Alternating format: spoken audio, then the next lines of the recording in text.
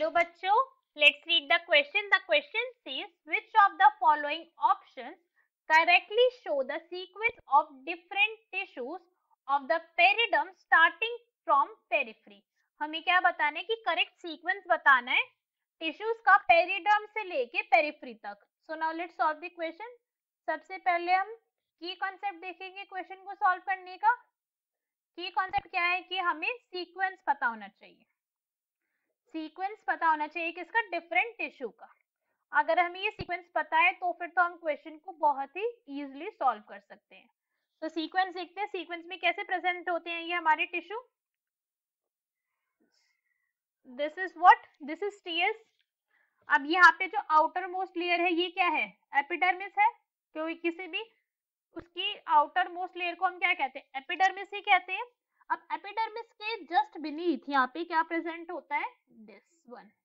Epidermis के just beneath present होता है फेलम. ये क्या है? फेलम.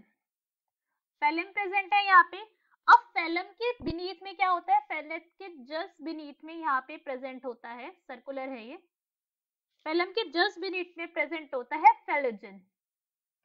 Phellogen, right. अब फेलोजन के बीनीथ में क्या प्रेजेंट होता है? फेलोजन के बीनीथ में यहाँ पे प्रेजेंट होता है फेलोडर्म. ये क्या है हमारी? Phelloderm, right. और फिर यहाँ पे प्रेजेंट होता है, यहाँ पे प्रेजेंट होता है पित्त. ये है हमारा पित्त. दिस इज पित्त. और यहाँ पे क्या होते हैं? हमारे वस्कुलर बंडल भी प्रेजेंट होते हैं. कौन कौन से वस्कुलर बंडल? यहाँ पे हमारा प्रेजेंट होता है जाइलम. और हमारे फेलोजन और फेलम के बीच में क्या प्रेजेंट होता है? यहाँ पे हमारा प्रेजेंट होता है, इस पोर्शन में हमारा प्रेजेंट होता है फिलोयम. सो अगर हम इनका डायरेक्शन देखें, कहां से कहां तक पूछा है हमसे? Periderm starting from periphery.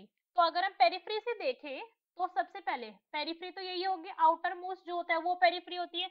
Epidermis से काउंट करना स्टार्ट करेंगे तो कहां से देखना है? हमें यहाँ से देखना है. इस तरीके से डायरेक्शन में देखा है. तो सबसे पहले क्या है? फेलम, फिर फेलोजन, फिर phelloderm. So from this what we can say हमारा correct option है C, phellum, phellogen and phelloderm. Hope you understood it well. Best of luck. Thank you.